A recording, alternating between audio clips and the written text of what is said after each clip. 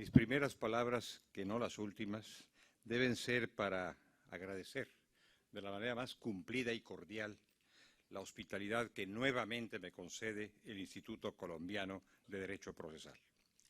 Esto me da la oportunidad de saludar una vez más a don Jairo Parra, quien es el paradigma del desarrollo procesal colombiano y latinoamericano en general, y a quien debo mi presencia en encuentros de estas características.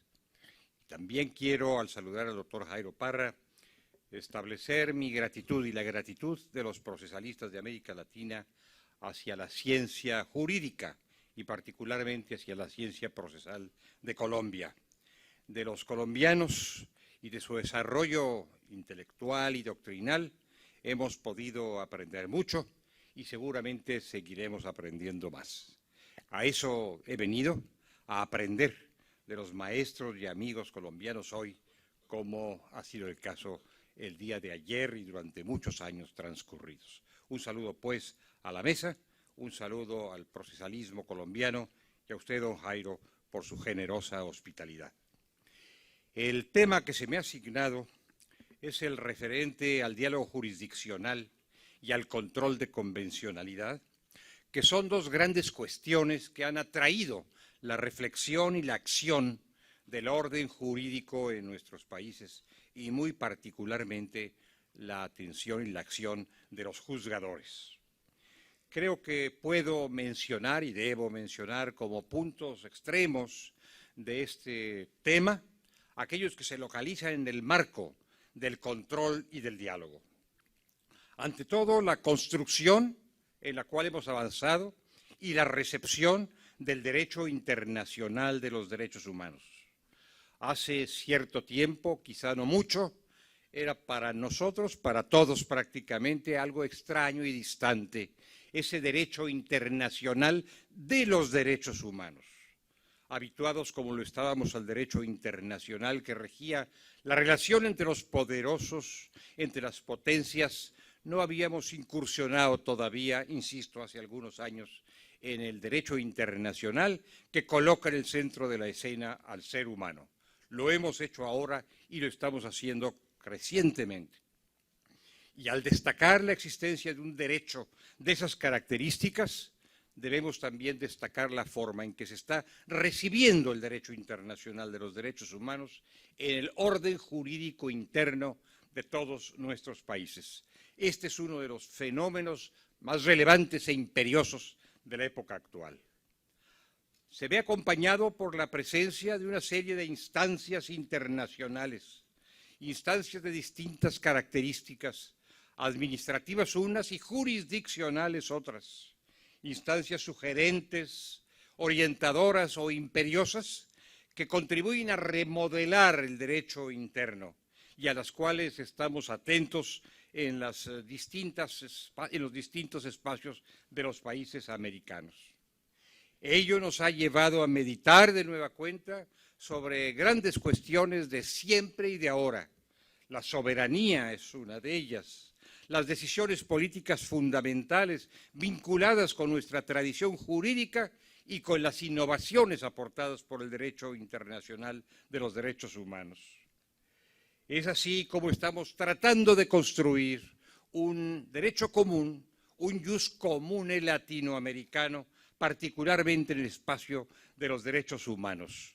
Esta es una de las más diligentes, más imperiosas, más necesarias ocupaciones de los juristas de nuestra América en el tiempo actual. Estamos, por lo demás, viviendo como un fenómeno conectado con los que acabo de mencionar, simplemente mencionar, el tiempo de los tribunales. Una nueva hora, una nueva era del poder jurisdiccional, de la magistratura, de los juzgadores, una nueva presencia, una renovada presencia en la escena en la cual discurre la marcha de nuestras repúblicas. Tenemos allí también, junto a este derecho común, a este jus comune que pretendemos construir paulatina y profundamente, tenemos estas figuras a las que aludí en el inicio de mi charla, el control de convencionalidad, judicial y el diálogo jurisdiccional o jurisprudencial. Mejor todavía jurisdiccional, porque la jurisprudencia es el producto de la jurisdicción. En esto también hemos avanzado de una manera muy apreciable, destacando finalmente que no se trata de temas puramente académicos, que ya sería importante, sino de temas con enorme incidencia en la práctica cotidiana, con enorme incidencia en el desarrollo del orden jurídico y en la aplicación de la justicia. Todo eso los vuelve más interesantes y nos obliga además, y lo subrayo, nos obliga además a una reflexión cuidadosa e incluso cautelosa acerca del significado, del horizonte, del alcance, del mejor modo de emprender y realizar este diálogo entre tribunales por encima de las fronteras y este control de convencionalidad que es, insisto, uno de los fenómenos actuales de mayor novedad y de mayor enjundia e influencia en el orden jurídico nuestro. Por todo ello, amigas y amigos, queridos colegas del Instituto Colombiano, señores visitantes, por todo ello estamos asistiendo a una reconcepción del quehacer del juzgador. Difícilmente podríamos, en esta reposición en la escena, reposición histórica en la escena también histórica del juzgador, atenernos a las viejas expresiones que en su momento tuvieron un alto sentido de Montesquieu o de Hamilton. No podemos pensar ya que el juzgador es solamente, y no era poca cosa, la boca que pronuncia las palabras de la ley, o el menos poderoso entre los poderes, como dijo Alexander Hamilton. Ahora 2 siglos nos separan de aquellas expresiones y de aquellas circunstancias. Ahora podemos asumir lo que ha manifestado Rullo Llorente y llegar probablemente a la conclusión de que el juzgador comienza, si es que no lo ha hecho del todo, a desplazar al legislador, asumiendo una nueva presencia en la escena. Ha habido, sí, un gran giro, un gran cambio en la misión del juzgador. En esta que yo llamo la nueva hora de los tribunales, en la que los juzgadores han debido mirar, y lo están haciendo, hacia los valores, hacia los principios y no solamente hacia el texto escrito de los preceptos, tanto en los espacios nacionales como en los espacios internacionales. Es cierto que el juez sigue siendo el heredero de la tradición de aquellos famosos magistrados de Berlín que tuvieron el poder y la voluntad de contener al poderoso y garantizar justicia al desvalido. Recordemos la famosa anécdota del molinero enfrentado al emperador y confiado en la magistratura.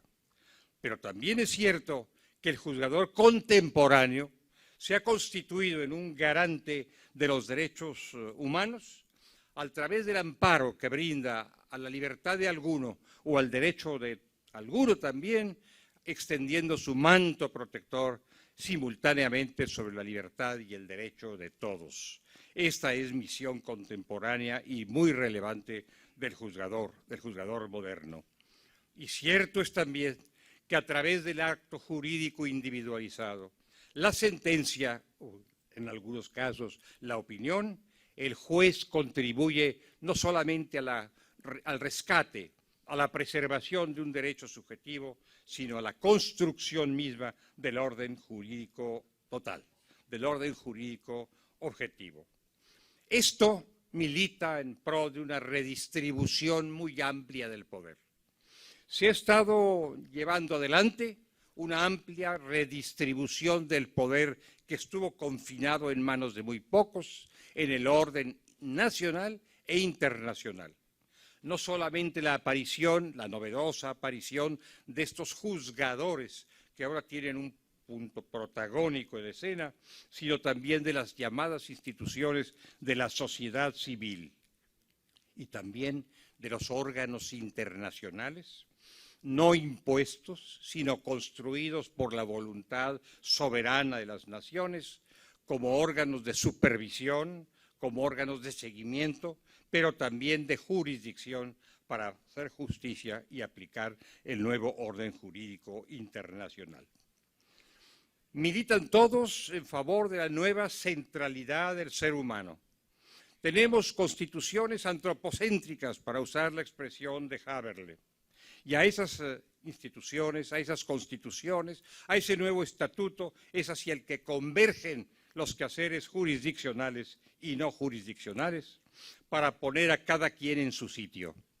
Al ser humano, nacional e internacionalmente, en el centro de la escena, en el centro de nuestras preocupaciones que deben desplegarse para servirle y preservar sus derechos y sus profundas libertades. A la sociedad, el entorno, pero no dominante, sino sirviente hacia el ser humano, y al Estado con su pueblo soberano, encaminado, como lo dijeron los instrumentos fundacionales al cabo del siglo XVIII, encaminado a la práctica, al efectivo ejercicio de los derechos fundamentales. Tenemos claramente asumida en nuestra región del planeta una decisión jurídica fundamental. Recuerdo al jurista Schmidt que hablaba de que una constitución aloja las decisiones políticas fundamentales de una nación. Esa decisión política fundamental de las naciones democráticas y del mundo democrático hoy es una sola: la protección de la dignidad del ser humano a través del rescate y la vigencia de sus derechos y libertades. Es esta convicción profunda, es esta decisión fundamental la que erige ahora una frontera infranqueable para lo que alguna vez llamó Alexis de Tocqueville la tiranía de la mayoría.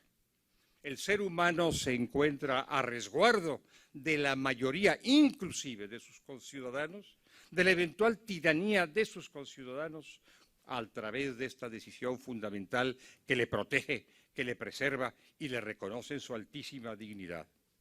Ella misma es superior, inclusive, al poder constituyente. Así lo han reconocido algunas constituciones y así lo reconoce la mejor doctrina y la más avanzada jurisprudencia nacional e internacional. No podría la voluntad del pueblo, no podría el poder constituyente rebasar, lo ha dicho por ejemplo Ferraioli, rebasar el imperio de los derechos humanos y humillar al ciudadano menoscabando su dignidad. Estos son los grandes conceptos que presiden la actuación contemporánea del Estado y dentro de él de los juzgadores. En nuestra América, y uso la expresión nuestra América para emular a José Martí, esto se ha reflejado en una profunda, en una muy amplia reforma constitucional emprendida, realizada y en marcha a lo largo del último cuarto de siglo. Una reforma constitucional que toca los temas esenciales propios de una ley fundamental. El poder reorganizado, reconcebido, relanzado con un destino más preciso y más profundo. Los derechos de los individuos, nuestros derechos, las garantías que hacen que esos derechos adquieran fortaleza, firmeza y efectividad. El puente, el complejo puente que tanto tiempo nos ha llevado a establecer y aceptar entre el orden jurídico internacional y el orden jurídico nacional, y finalmente, presidiéndolo todo, el imperio del principio pro homine o pro persona, que se ha entronizado en nuestra reflexión, en nuestra acción y en nuestros textos constitucionales. Es así como hemos logrado construir, y esta sería la segunda parte quizá de mi exposición, un sistema de protección internacional de los derechos humanos. Y dentro de ese sistema de protección internacional de los derechos humanos, un sistema interamericano en el que actualmente se está presentando el diálogo jurisprudencial o jurisdiccional y que ha suscitado, que ha motivado un creciente control de convencionalidad. Diré yo que la humanidad marcha, confío en que así siga siendo, en una navegación compartida hacia un destino cierto y anhelado, un mundo en el que prevalezcan los derechos fundamentales de las personas. Pero también agregaré que esa marcha universal puede verse fragmentada, y de hecho lo está, en diversas navegaciones o cursos particulares. Europa ha emprendido el suyo con características propias de su genio e ingenio, de su tradición, de su cultura y de su circunstancia que observamos y celebramos. América también. América también emprendió su propia navegación y ha avanzado en ella no a la manera universal, aunque recogiéndola, no al modo europeo, aunque considerándolo, sino a la manera americana, de acuerdo con las condiciones y características de nuestra América. Hemos avanzado en la unión de los espíritus en torno a unas convicciones, que es el dato ideológico del sistema interamericano, en torno a un estatuto que hemos construido juntos, es el corpus juris de los derechos humanos, y a través de la actuación de los agentes que, asumiendo esas convicciones y aplicando ese nuevo estatuto a la mejor manera americana, van construyendo, van fortaleciendo el sistema interamericano de protección de los derechos humanos. Cuando me refiero a agentes o protagonistas del sistema interamericano, no aludo a ciertos organismos de supervisión o tutela internacional solamente, sino, desde luego y ante todo, a los estados. Mal podríamos concebir un sistema regional de protección de derechos sin los estados o contra los estados. Los estados son los contribuyentes primordiales, a veces declinan en esa misión, pero debieran ser los contribuyentes primordiales a la edificación del sistema. La organización de los estados americanos, los agentes de la sociedad civil, el pueblo o los pueblos, nuestros pueblos de América Latina y sus instituciones, y también los que hemos denominado personajes emergentes de la nueva realidad. El ombudsman, la Defensoría Pública, hoy transformada en Defensoría Interamericana que opera a lo largo y ancho del continente, los comunicadores sociales, las profesiones libres y la academia. Todo esto pone en movimiento esta recepción, este diálogo y este control de convencionalidad. La recepción es una manera de entender y de querer el derecho. La llevamos adelante sin renunciar a la identidad de cada nación, de cada república, pero también sin renunciar al carácter universal de los seres humanos y de los estados nacionales. Hemos creado vertientes jurídicas que así lo demuestran. Una de ellas es la del derecho interamericano de los derechos humanos y otra que entiendo será tratada en esta asamblea, la del derecho penal internacional.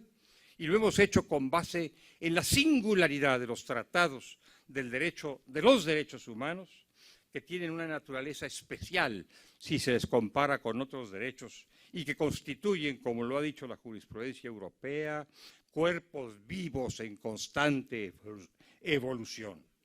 Cuerpos que deben ser leídos y lo están siendo, releídos y lo están siendo con ojos contemporáneos.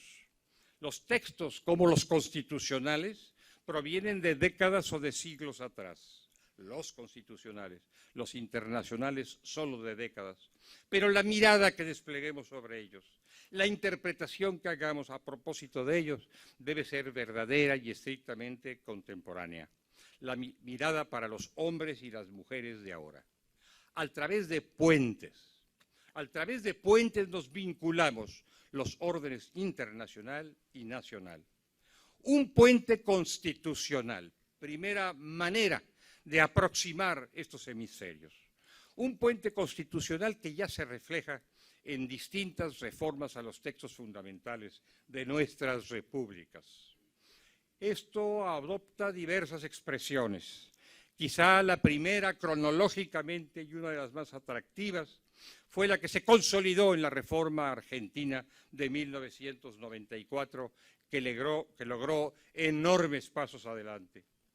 pero también en otros países. Colombia es uno de ellos y el mío, México, es otro, entre varios estados americanos que han incorporado en su preceptiva el principio pro homine y que han zanjado de esta suerte, con distintas fórmulas, todas susceptibles de reflexión, han zanjado, digo, la distancia que hubo y hasta la animosidad que existió entre los planos internacional y nacional de los derechos humanos. Al puente constitucional en el que hemos trabajado arduamente y que ha dado resultados benéficos, que está rehaciendo el rostro jurídico del continente, se agrega un puente legal, leyes de implementación derivadas de las constituciones, en el cual estamos todavía transitando con cierto azoro, con cierta lentitud. Nos faltan aún muchas normas que permitan que lo que declaran las constituciones transite hacia la realidad estricta, pero este es el signo de nuestra tarea actual. Un puente cultural que nos haga percibir las novedades constitucionales e internacionales como parte de nuestra existencia, como parte de nuestra cultura. Convengamos en que en ocasiones la cultura tradicional es resistente o reticente frente a la adopción de los patrones, las reglas, los parámetros internacionales. Y, finalmente, un puente jurisdiccional. Los minutos que me restan, tan pocos como son, me permitirán hacer alguna reflexión sobre ese puente tan relevante y tan actual, el puente jurisdiccional. Con esos dos temas que anuncié al principio, el diálogo por una parte y el control de convencionalidad por el otro. El diálogo primero. Diálogo no es simplemente erudición, no es intercambio de citas, no es multiplicación de convenios o de reuniones. Diálogo es la asunción sentida, procurada y profunda de criterios y argumentos que hagan que los distintos tribunales internacionales entre sí y los internacionales y los nacionales conjuntamente participen en la construcción efectiva, eficaz del jus comune. Diálogo es, obviamente, verdad de perogrullo, lo contrario de un monólogo a propósito de estos temas. Los tribunales de fuera y los de dentro, convertidos en tribunales todos tutelares del ser humano, deben dialogar y construir a base de razones el nuevo derecho que nos abarque a todos. Creo que esto ha comenzado. Por lo que toca a la jurisdicción interamericana, ella estuvo atenta durante muchos años a los pronunciamientos y a las ideas que provenían del otro continente. Pensamientos, ideas y prácticas ciertamente admirables y precursoras. Ahora también estamos atentos y cada vez más a las incitaciones, a las sugerencias, a los hallazgos de nuestro propio continente y de nuestros propios tribunales nacionales. Este sería un motivo adicional para rendir tributo de admiración a la jurisprudencia de los tribunales nacionales y particularmente entre ellos a la jurisprudencia colombiana. No la única, pero sí muy significativa en el desarrollo de las ideas que campean modernamente. Luego tenemos el control de convencionalidad. Sobre esto también se podría decir mucho, y yo quisiera decir mucho más de lo que seguramente podré, para tratar de esclarecer, en la medida de mis muy modestas posibilidades, las novedades que aporta este control. La idea de un control de convencionalidad, la expresión de un control de convencionalidad, provienen de la jurisprudencia de la Corte Interamericana y se plantearon por vez primera en votos particulares, en diversos votos particulares que trazaron el camino hacia la participación judicial en la aplicación del orden jurídico interamericano. La responsabilidad del Estado frente a este mundo interamericano es una sola, es unitaria, no es la del Ejecutivo o la del Legislativo, es la del Estado del que forman parte distinguida los órganos jurisdiccionales que no podían quedar al margen de la aplicación del nuevo derecho dado soberanamente por todos los Estados. Esta es la matriz del control de convencionalidad a cargo de los juzgadores. Sin embargo, debemos ser cuidadosos y reconocer, al menos yo así lo reconozco en diversas tribunas y en esta tan noble, lo vuelvo a reconocer, digo, que no tenemos todavía, por más que hemos hablado y escrito torrentes acerca del control de convencionalidad, no tenemos todavía un concepto uniformemente adoptado, un concepto pacíficamente admitido acerca de qué es, cómo se administra, quiénes son sus protagonistas, qué destino tiene y cuáles son sus alcances. Corremos el riesgo de la improvisación o de la imaginación, que es un mal riesgo, sobre todo si se quiere construir verdaderamente un derecho común americano. Vale la pena que nos preguntemos si los medios o métodos que hemos adoptado para el control de convencionalidad nos están llevando por el camino cierto, por el camino recto que conduce hacia un derecho americano, o si nos estamos internando en rutas oscuras y en soluciones particulares. Este es uno de los temas de mayor relevancia. No lo digo pensando solamente en Colombia, donde hay un avance notable y me consta por mi diálogo con los maestros colombianos. No lo digo pensando solamente en México, donde hay verdadera euforia por el control de convencionalidad, pero no siempre la euforia asociada a la cuidadosa y cautelosa reflexión. Lo digo por el conjunto. Nuestro ánimo, nuestra buena disposición a propósito del control de convencionalidad debe empatar con el cuidado, el rigor, la reflexión a propósito de su significado, para que con él lleguemos no a la anarquía jurisdiccional, sino a la armonía jurisdiccional. A la armonía jurisdiccional en el continente americano, en el sector del mundo al que se aplica este control y que es el productor del orden jurídico interamericano de los derechos humanos. Por supuesto que hablaremos también, o se hablará también, por alguien con mayor competencia y tiempo que los míos, a propósito del control de signo mundial, en su mayor alcance mundial. Pero por lo pronto lo que tenemos a la vista, por lo pronto lo que tenemos en nuestras manos, es un control deducido de la jurisprudencia de la Corte Interamericana. Vale la pena que lo meditemos y que establezcamos el mejor camino. Déjenme decirles para concluir, estoy atento al semáforo y soy respetuoso de las reglas, o así lo pretendo, déjenme decirles para concluir que en ocasiones, al referirme a este gran tema, a este querido tema, esperanzador tema del control de convencionalidad, me he valido de una imagen que espero sea elocuente, aunque no sea ciertamente inmejorable. Me lo propongo, el control de convencionalidad, como una poderosa locomotora en marcha, una pujante locomotora que transita sobre un inmenso territorio tratando de comunicar sus partes.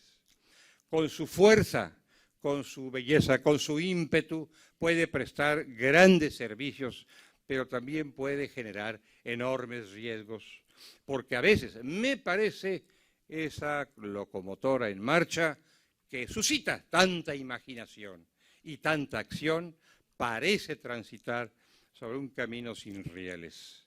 Y a veces ocurre pensar que no hay maquinista al frente. Vale la pena, amigas y amigos procesalistas, que revisemos acuciosamente la hondura del control de convencionalidad sin desviaciones, sin errores, para que sea verdaderamente lo que se pretendió al construir esta doctrina y lo que se encuentra en su mejor destino. Un arma de elaboración de un jus comune que identifique más y mejor al derecho interamericano y los beneficios, las libertades y los derechos de sus beneficiarios. Dicho esto, ruego su indulgencia por mis errores, agradezco su paciencia y tributo de nueva cuenta, con plena convicción, el mayor y el mejor de mis homenajes al procesalista colombiano y a la generosidad de los anfitriones que me han permitido inmerecidamente ocupar esta magnífica tribuna. Muchas gracias.